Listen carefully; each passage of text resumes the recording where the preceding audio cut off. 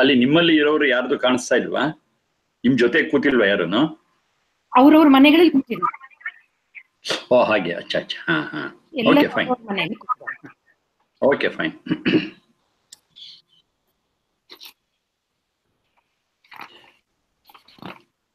Hello friends.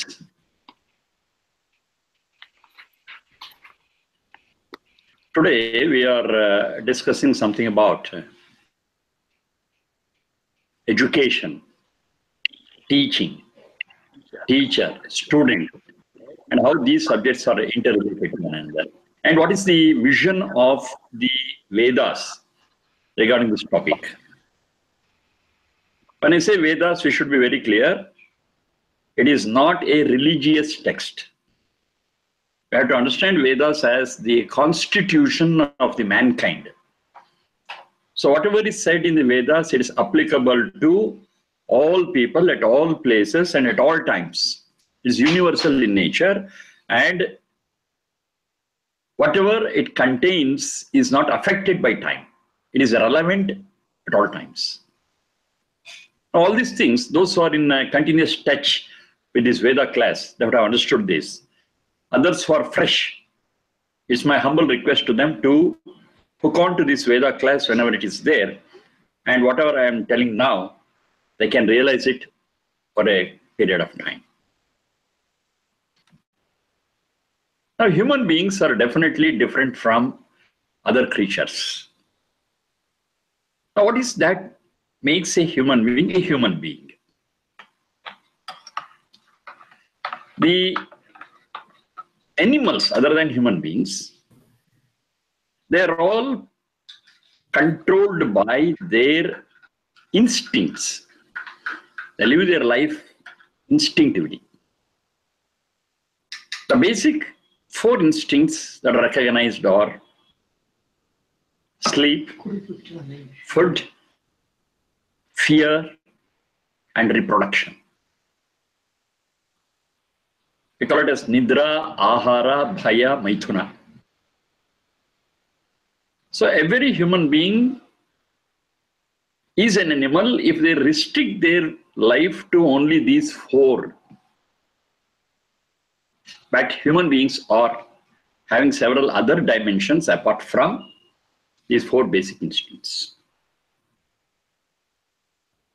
Mainly, a human being is a human being because he is a thinking animal. He's not just an animal, but he is a thinking animal. So the thinking is a special dimension. This is what exactly is said in what I call as the branch of Veda, Vedanga, called as Nirukta. There the same explanation is given. Manusha Kasmat, they ask, why a human being is called as a human being? Then the answer is because he can think and act. They are not acting on the basis of instincts. They are not prompted by instincts, but they are able to think. So that thinking faculty is a speciality of a human being. That makes a human being and distinct from all other animals. Well, the question is, how this thinking process works in a human being. And only when a human being thinks and does, yes, he is really called as a human being. Otherwise, he is as good as any other animal, but in human form, that's all. So we have to be human beings not only by form, but also by quality. For this, Vedas define what a human being is, and Vedas guide us as to how we have to think and how we have to translate that thinking into action. So that is the basic focus in the Vedas about a human being. A human being is a combination of, is a mixture of 3 factors. The first factor is the impressions that a soul carries with it, which is called as a samskara. Samskara is one which comes along with the soul. A simple clarification here. I, me, you, they, all those things, we are all a combination of two things. One is the physical body, which we call as Sharira, Indriya, Manas. That is the body, the sense organs, and the thinking part of it. The instrument with the help of which we think, that is Manas. This is one part. And all the three put together, Sharira, Indriya, Manas, is considered as an apparatus, an instrument. Now the operator behind this apparatus is the soul, which is consciousness. Chetana, we call it Chetana. Now, as long as Chetana makes use of this Sharira, Indriya, Manas, the inert part, yes, the inert apparatus functions, talks, sleeps, sees, hears, tastes, so many things. Once this Chetana or the operator is out of this physical body, as once it gets separated, and that separation is what is defined as death.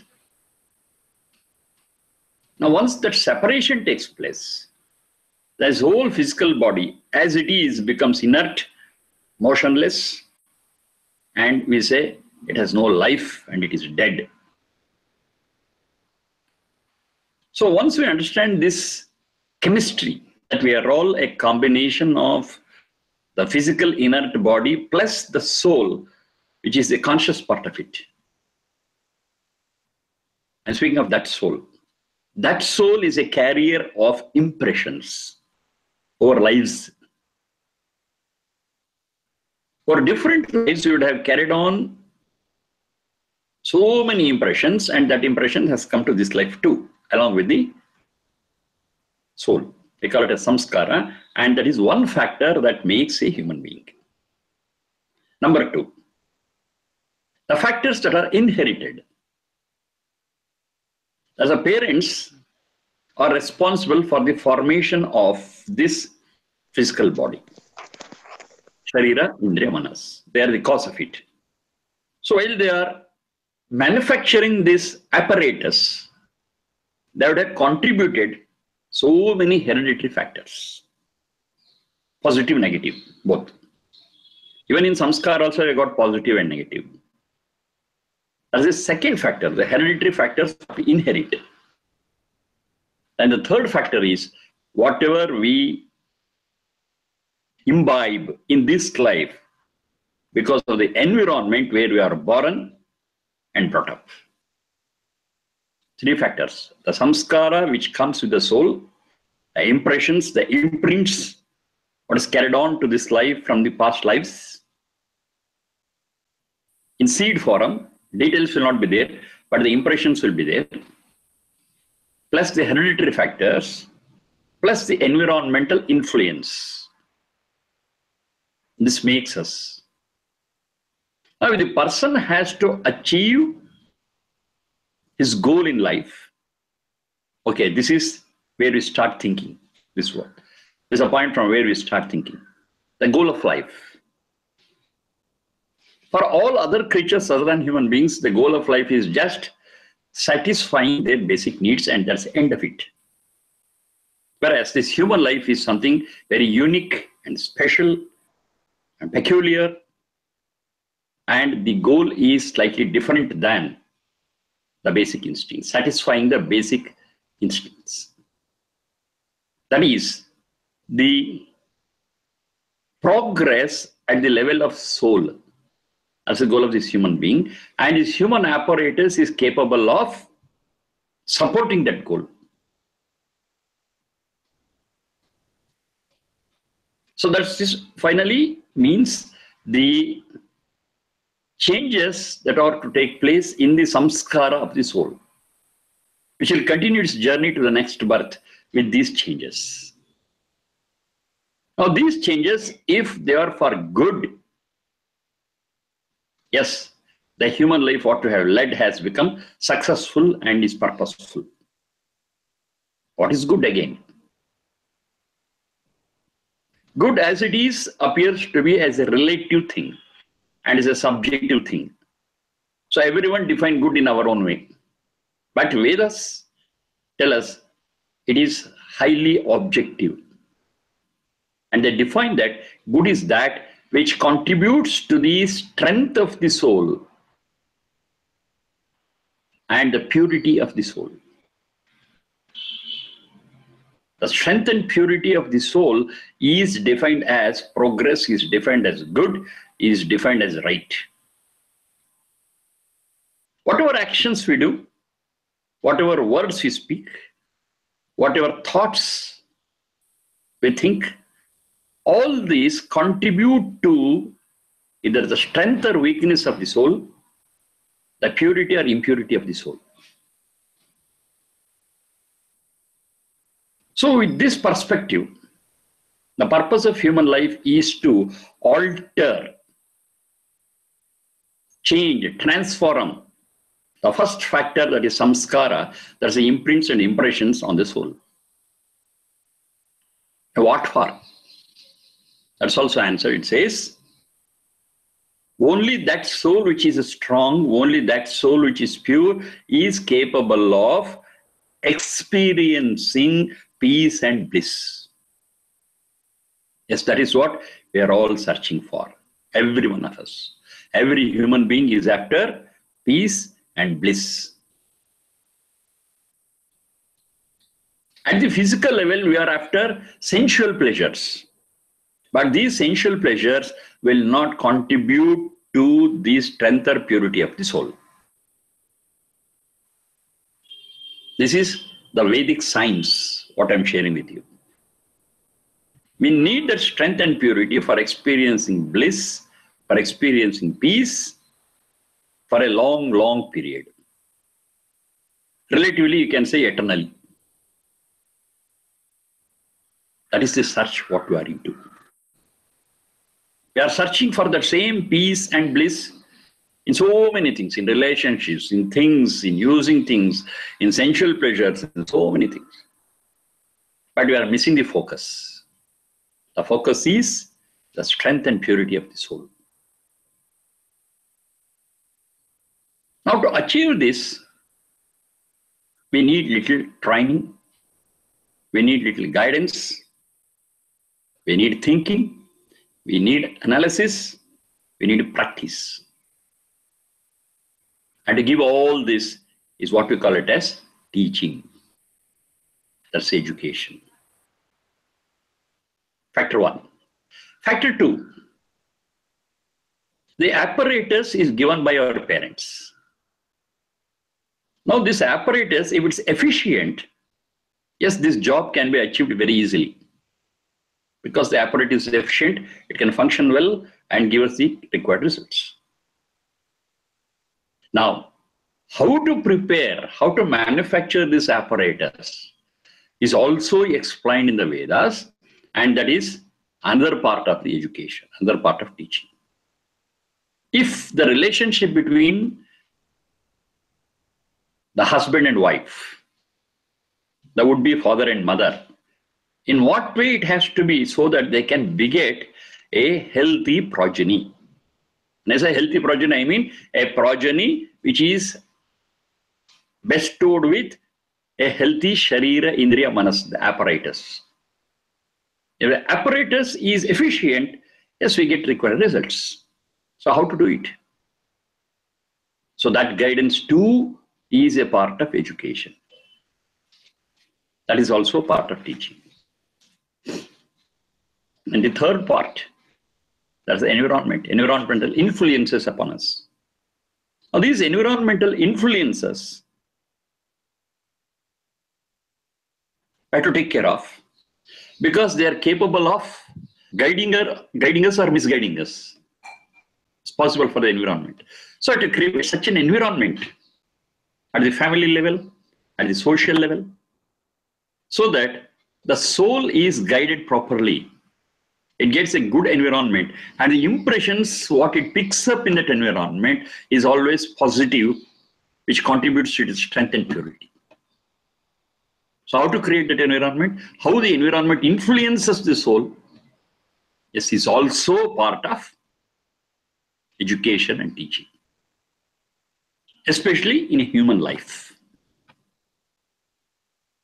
So all the three factors which make up a human being, the imprints and the impressions on the soul, the hereditary factors, and the environment, all the three are attended to in education. If we miss this goal, this focus, living is different, earning is different, filling up of our belly is different, and enjoying through our senses is different. But we miss the main focus of gaining that capacity to experience peace and bliss, which we are searching for. Knowingly or unknowingly, we are searching for it. So the focus is not to be missed. For that, what is to be done at the three levels which make up, three factors which make up a human being, is a focus of education or teaching. Now, who is the teacher?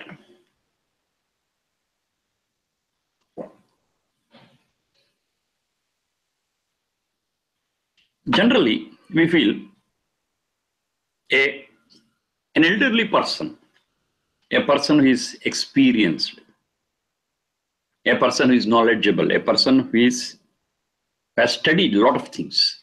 Yes, we consider that person as our teacher, generally. But Vedas say, okay, you find that such a person, how he learned. We say another person is senior person, how he learned. If we go on asking this question again and again and again, finally we reach one point where the ultimate, the first teacher is, we have been discussing several times, is that Satchidananda is an entity which we call it as God, Lord, Almighty, whatever it is. That is the source of all knowledge. Now, how do I understand this? Because we do have people who are atheists and they don't believe in this entity called God. We do have. In a nutshell, there are three entities in the universe. One is the physical world, which is inert, which has no consciousness in it. Chaitana or pregnant is not there. That's one entity. Second entity is the soul. This soul is conscious, can think and can do. Of course, in some phases, that is other than human being, they cannot think. But still, they do have a soul. And the third entity is the bliss itself, which you may call it as God, Almighty, anything. Now, what is its nature? Of course, there is bliss. We have experienced it in flashes. In flashes, we have experienced this bliss, this peace of mind also. So it is there. But we are not the source of it. It's also very clear. If we were to be the source of that peace and bliss, we should have been blissful and peaceful throughout. It's not in flashes, because that is our very nature. But it is not so. And inert is without consciousness, and it cannot speak of any experience at all. So it becomes inevitable for us to infer that there's a third entity which is a source of peace and bliss. It has Satchidananda or God or Almighty, Lord, whatever it is. Now, what is its features, its qualities? Now, it is omnipresent, because you can experience peace and bliss anywhere. Omnipotent and omniscient. And very important is it is formless. God is formless, omnipotent, omnipresent, omniscient entity which itself is peace and bliss. That's the source of this peace and bliss. You call it by any name, it doesn't matter. But an entity like that has to be inferred, without which lot of questions and lot of queries cannot be answered. They all remain unanswered. Now, this is what Vedas say. And this entity, God, is one for all. It's not I have got my own God, you have got your own God. Personalized gods are not there. It is one, and it's the same for all human beings, always. It's not for the day, or yesterday, or tomorrow. It's for all days. It's eternal. And these three entities are having no beginning, having no end. They exist always. Now, this entity, which is omniscient, omnipotent, omnipresent, formless, and single, that's the source of course, bliss and peace, and also the source of all the knowledge. So that is the ultimate teacher for every one of us. Every one of us. No discrimination whatsoever. Anybody who wants education, anybody who wants knowledge can draw it from this source. It's available to everyone. Unfortunately, in some traditions and people who are orthodox, they say, no, it's not open for all. It's open for so-and-so people, so-and-so people, all those things they say, but it's not so. Vedas themselves contradict that. They say it's for all. It's open for all. Anybody who wants it, they can get it, fine. And this knowledge is from the omniscient source, and this is flawless.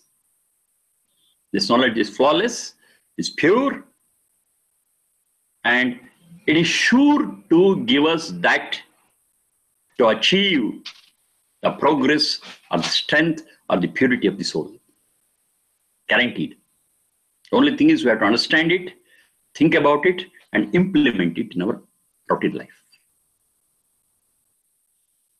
So the ultimate teacher for all of us at all times, at all places is that single, omnipresent, omnipotent, omniscient entity. So let us call it as God or the entity itself, doesn't matter. The name what the Vedas prescribe is that Satchidananda. Sat is that which exists, Chit is that which is the super consciousness, and Ananda is bliss and peace. It's a combination of all the three, and it is one, single. That's our teacher. Shikshano asmin puruhuta yamani is a piece of the Veda mantra. It says, "O ultimate teacher, you guide us in all our walks of life. For all of us, you are the main source of knowledge." What is this knowledge is? Now this knowledge is for the thinking animal, because all other animals, they cannot think. They just work on their instincts. So they are not in the ambit of it. The thinking animal is given this knowledge to improvise their way of life, which ultimately bestows on the soul strength and purity. The way of life. Now this way of life too is both internal and external. Whatever happens in us is the inner world. Whatever happens outside is the external world.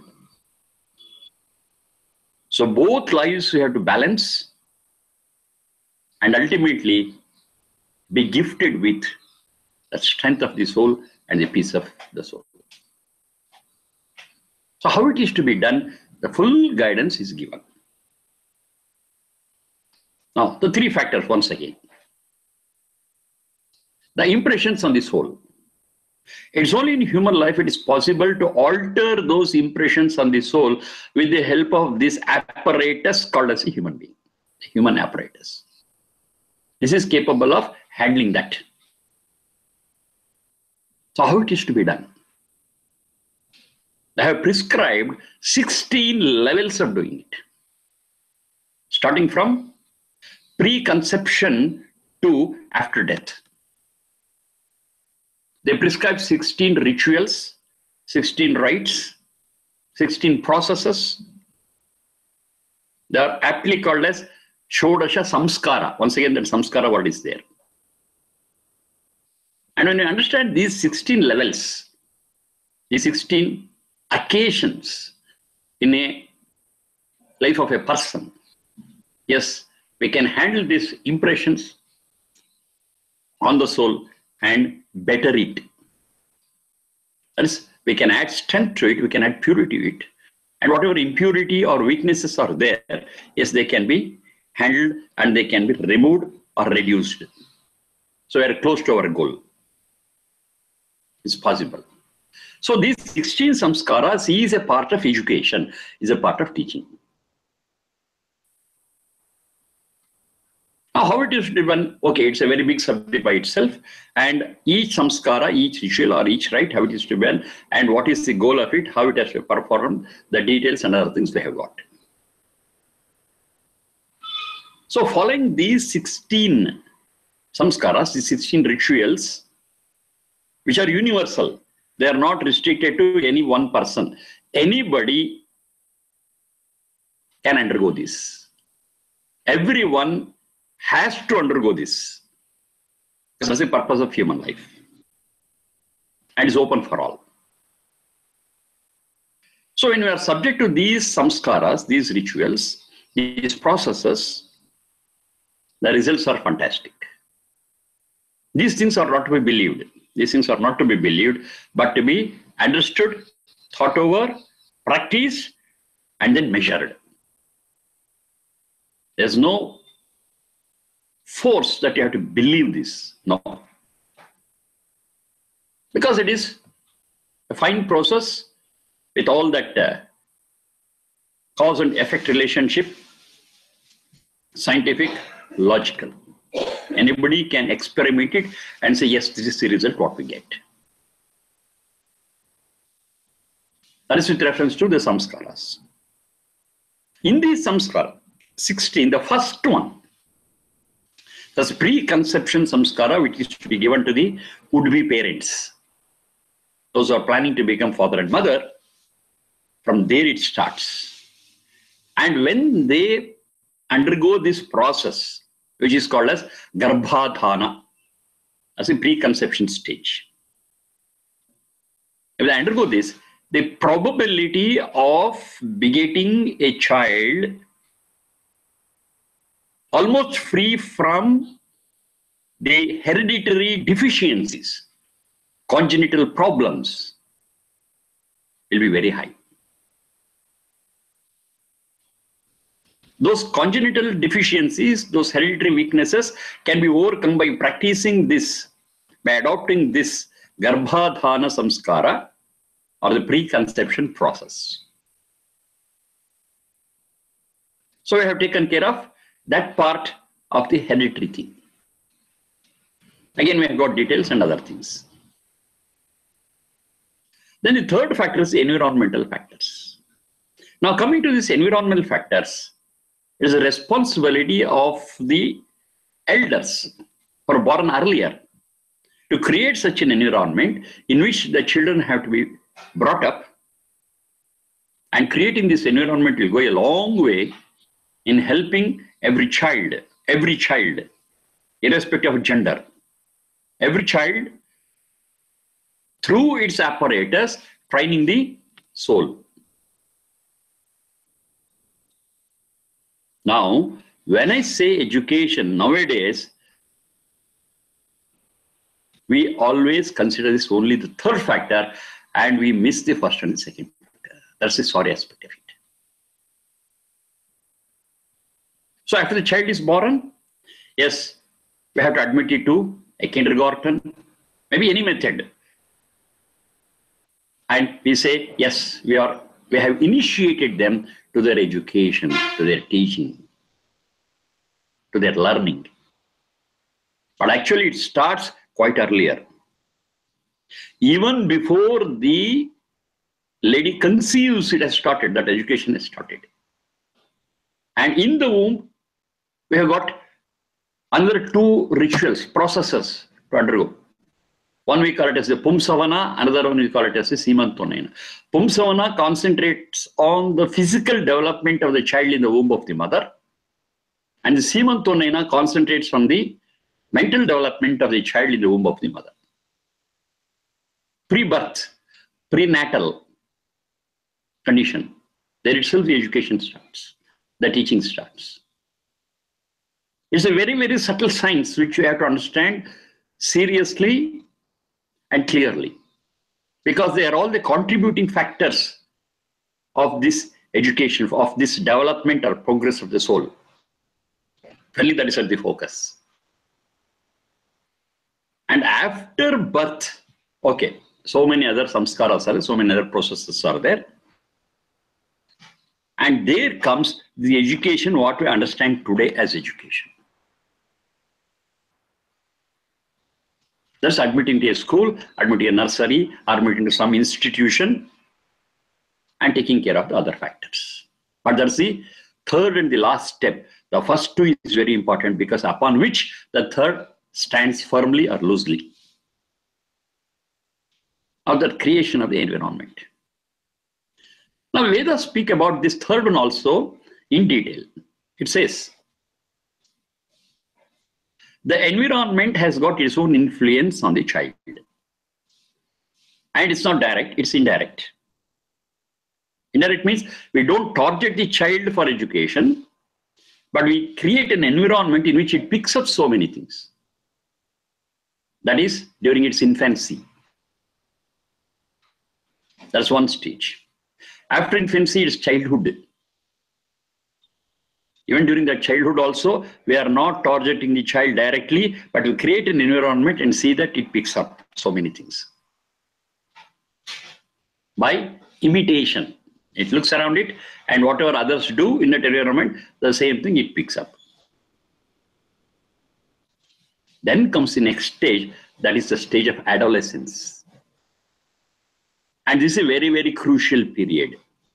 Adolescence is a very crucial period. There, they have got the capacity to consciously learn. When I say infancy and childhood, there also they learn, but it is not consciously, but it's just the influence of the environment. But now, we give an environment, plus, tell them you have to learn consciously, deliberately, because learning is a process, a must for every human being to become a human being. The whole thinking process is given, is exposed, they are given an exposure to it during the period of adolescence. There we have got one samskara. That's what we call it as initiation into learning. So we take the child to a person who is learned, who can guide and who can initiate them to learning, and taking them to the teacher, to the guide. Of course, the ultimate teacher is God, that's different. Here, a senior student, to be very clear, we take them to an elderly person, a senior student, who is capable of imparting this process of learning, who is capable of instilling this process of learning in the student.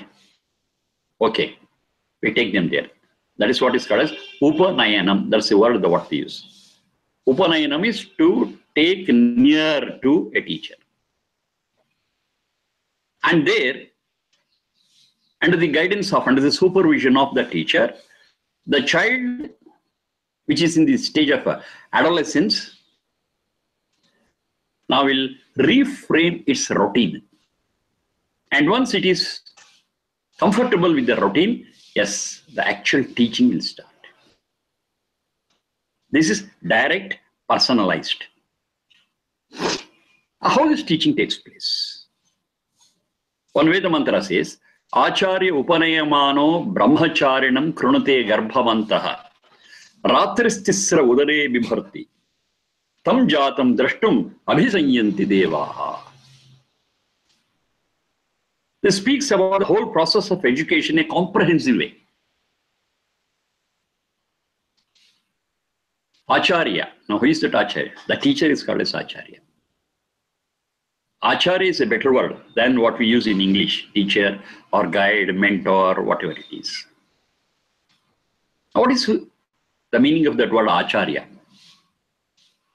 Once again, refer back to that Nirupta Vedanga. Vyaska, there it explains that branch of Veda. It says, Acharya Kasmat, who is worthy to be called as an Acharya? Acharam grahayati iti Acharya. That's it.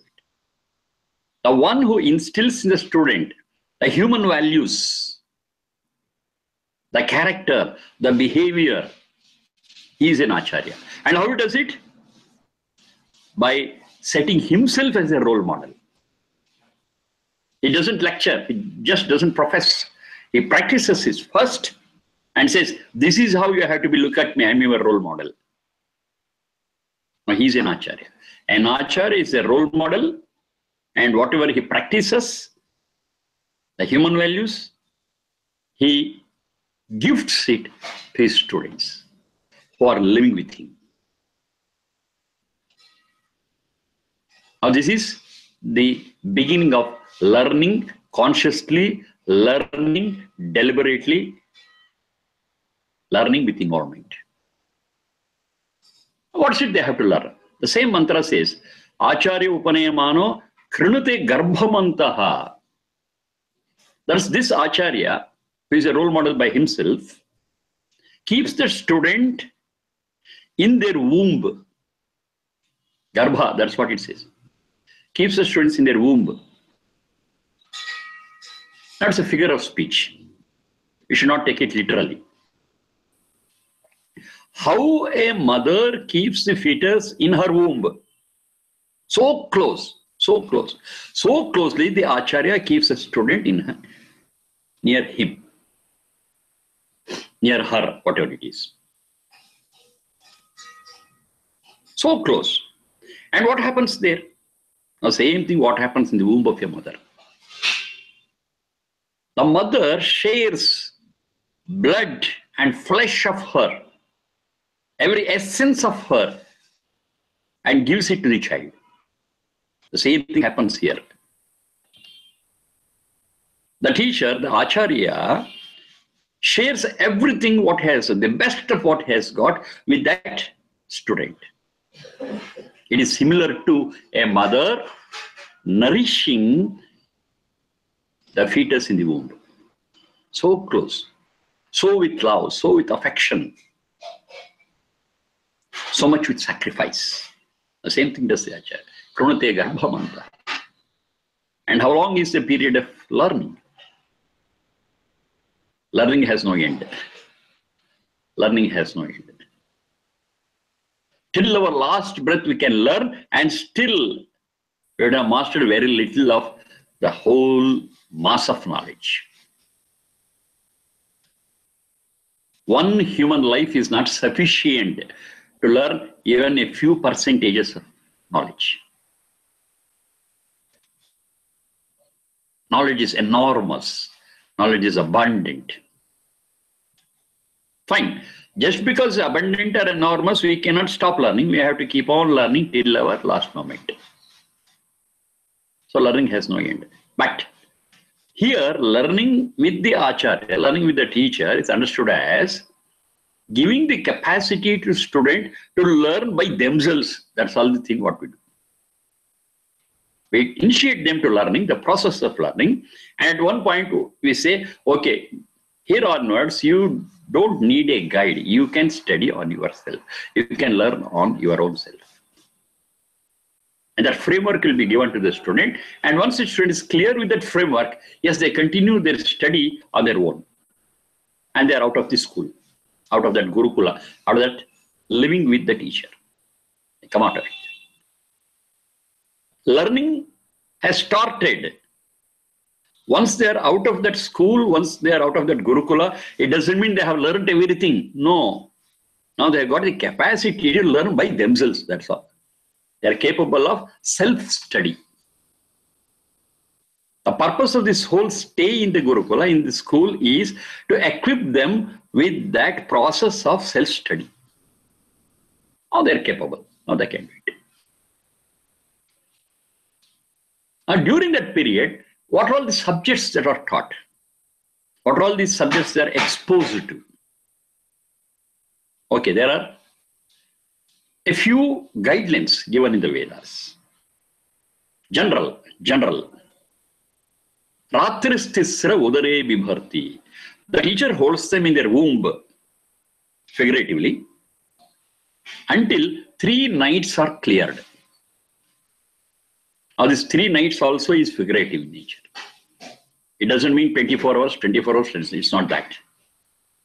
Day and night, it's not that. Here, night is linked to 3 types of ignorances. Ratri is darkness, darkness is equal to ignorance. So, this whole process is until the stay in that Gurukula is until 3 ignorances are removed. Now, what are those ignorances? Already I have referred to. We have got 3 entities in the world, Sat, Satchit and Satchidananda. One which is inert, one which is conscious with limited capacities, another one single entity called Satchidananda or God, whatever it is, which is omnipotent, omniscient, omnipresent and single, formless. Now these are the 3 entities. Now our ignorance about these 3 entities is tackled here, and we get some glimpse of these 3, and we are able to continue our study alone. Now these are the 3 ignorances that have to be tackled. Ratris tisra udare vibharati. Now this is a general syllabus for all of us, until we understand what is the physical world around us, until we understand what is the inner world in us, and what is that force which is managing the whole universe. Whatever we learn is useless. The environment where we live, the inert things around us, we have to interact, we have to use these inert things. What are they? What are their nature? How they have to be used for our benefit? All this we have to know. That is the knowledge of the inert world around us. Then what am I? What am I? That's the soul. What are the impressions that it has carried? We have to dig in. It is an internal journey we have to make. And I got a beautiful word which is familiar to all of us regarding that internal journey. It's called as yoga. Yoga is the internal journey in us to know who I am, what is my combination inside, what are the samskaras I have brought to this life. Positive, negative, weaknesses, strengths, purities, impurities. As I study myself, I analyze myself, my inner self. That is very, very important. And that is what is called as yoga. Then we do have another entity, which is the master of the whole universe, which is a protector of all of us, which is the guide to all of us. That's what I told in the beginning. The ultimate teacher is that. And to know about that ultimate teacher and its teachings, that's the third part. Know about the world around, know about the world inside, and know about that which controls both inside and outside. That's the Satchidananda. And once we are aware of these 3 entities and their nature, yes, we are a bit out of our ignorance about these 3. So that is Ratris Tisra Udare Bhivarti. For 3 nights, until those nights are clear, until those ignorances are answered, until some light is thrown on these ignorances, yes, we stay with the teacher. We stay with the Acharya. And what happens? We come out. It's as good as delivering a child. The mother delivers the child. So in the same way, the Acharya also delivers this student, and that student is presented to the society. The whole process of this stay in the Gurukula implants in the student human values, and he becomes a beautiful human being, worthy human being, useful human being, and is present to this society. It's a very, very important process we can understand. If we are not able to generate, train a student as a useful citizen of the world, yes, the world will be in shambles. The world will be in chaos. Because the world is made up of people like you and me. If we are trying to be responsible citizens of the world cannot be a worthy place to live in. Only when we live together with all these features and faculties, we cannot create a better world for ourselves to live in. So that's done. So the presenting of such wonderful citizens to the world itself is a ceremony, is an occasion for us to rejoice. Yes, that is done. And that is called as Samavartana. The closest word in the present day is convocation. It's a convocation. So they are presented with society. And people are very, very eager to attend that Samavartana or convocation and see what they are gifted with. The whole society is gifted with such wonderful children, youth. Now they are in the prime youth. And prime youth, physically they are fit, mentally they are equipped with all knowledge, and they can do wonders in the world. So when such people are presented in a convocation, everybody is interested. Everybody is eager to know what they are, what they can contribute to the society, and they all assemble and participate in that convocation. Tam jatam, drashtum, to look at them, to know them. Abhisayanti devaha, all people who are interested in the welfare of the society, they assemble there, they witness that occasion. Now this is the whole process of education. Now this is done at two levels. One is general. One is general. That is picking up of the human values. Every student who gets into the Gurukula, when they come out, they are very well placed in these human values. They got a strong footing on the human values. And what are these human values? Just to summarize, the very first human value, which is totally different from what you can expect from any other animal, is compassion, love, mercy, tolerance. These are all human values, without which a human society cannot thrive, cannot survive. They're all the basic requirements of any human life. So that's why we call them as human values, which are essential, which are mandatory to be followed by every human being, irrespective of caste, creed, race, nationality, gender. Compassion. Then truth. Truth is defined very well. Truth is the harmonious relationship between what we think, what we talk, and what we do. They have to be convergent. All the three have to be the same. I cannot think something, talk something, and do something. That's called as truth. Honesty. Transparency. Then sharing. Sharing is part of a human value. We live in this human society with give and take. I cannot just take, I cannot just give. I have to take somewhere and give somewhere. There's a big chain of give and take. There, the whole principle is based on sharing. Whatever I have got, I share and live with my fellow beings. The sharing is one of the great human values. Now, these human values are to be taught to every human being. It's a must for every person to become a human being. So all such human values are taught. That's the first level of teaching, first level of learning. Then every one of us is unique. Every one of us. We have got our own special faculties, we have got our own special talents. Now to bring out those talents which is in us, which is embedded in us, that is the second part of the education. First part is general, that's about human values. And the second part is to bring out what is in us. We are unique. It's not prescription of syllabus from outside and putting it in. That's no education. It is like manufacturing robots. We are not manufacturing robots. Every individual is unique and special.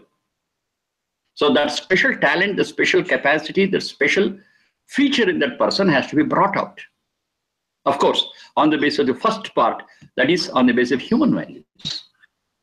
So whatever qualities they have got, whatever talent they have got, it is brought out on the basis of human values, and that is the contribution of every individual for the well-being of the society, for the peace of the world. They contribute. They become very, very useful citizens of the world. So that's the second part. That is to help them, to support them, to create an environment for them in such a way that whatever is inherent in them, what is hidden in them, that talent, that special feature is brought out and it blooms. Of course, to contribute for the welfare of the society. So all of them, when they're educated in the real sense, when they're taught in the real sense, they're all very good human beings who, out of their talent, contribute to the well-being of the society. And if the society is well, yes, of course, we also will be well. We also will be in a state of peace and harmony. We contribute and we also repeat the same thing. Whatever you contribute, the same thing we get. On the face of it, it appears as a utopia, something imaginary. Yes, today it is more a utopia and an imagination, because the path that the whole humanity is taking today is towards the doom. These human values are totally forgotten, or it's in a minority. Now, when you support it and do this, when you make our education purposeful, when you make our teaching purposeful on these lines, it's no more an utopia. Yes, it can be realized. But the only thing is, we have to will for it, we have to understand the process and implement it. It will happen. If not 100%, we can reach 90 to 99%. It's possible. 1% we can't help it because of the samskara. What the soul carries, there will be, of course, some negativities, and those negativities will be there. It's not 100%, but we can achieve to a maximum extent possible. It's no utopia. Now it appears as utopia. Let's not worry about it. We shall think of realizing it. We shall think of putting it into reality. It's possible. Now, while these human values are instilled in the students, it has to be 100%. No compromise on that. But when you are trying to create an environment for them so that their inner talents come out, as we have got another guidance in the Vedas, it says, Manishinaha prabardhvam manisham yatha yatha matayas santindrana. Well, like creating an environment, don't force it out. Yes, they have got the talent. Don't force it out. Allow it to bloom in a wonderful way. Allow it to bloom. Blooming is different, and with force bringing out is different. Allow it to bloom. Create an environment in such a way that it blooms in its own way. Yatha yatha matayas santinranam. It depends upon their capacity, it depends upon their speed, it depends upon their other faculties. Create an environment so that it blooms on itself without force. No stress, no anxiety. Create such a free environment and it will bloom out into a beautiful, colorful, and fragrant flower. That's another guidance what they have given. It's not that I have spoken everything about education, but the basic things what you have to understand during education, during teaching, during learning, I think I have touched upon all the different points at all the three levels. One is at the level of the soul, at the level of the hereditary factors, at the level of the environment. So it shall be the responsibility of those who are born earlier, whom we call them as elders. It's their responsibility to take care of all these things. And once we do this, yes, we'll be definitely be happy with our future generation. The whole future generation is created and developed. And that is the purpose of this human life. If we miss it, if the future generation is not up to the mark, if it's a degeneration, Yes, we also cannot be happy. We also cannot be peaceful. We also cannot enjoy bliss. We'll be worried. What has happened to this world? What has happened to our generation? What has happened to our future generation? And worry itself is so powerful that it engulfs all our peace. It engulfs all our peace of mind. Disturbed. And that's what we are seeing around us. We cannot be blissful. We cannot be happy.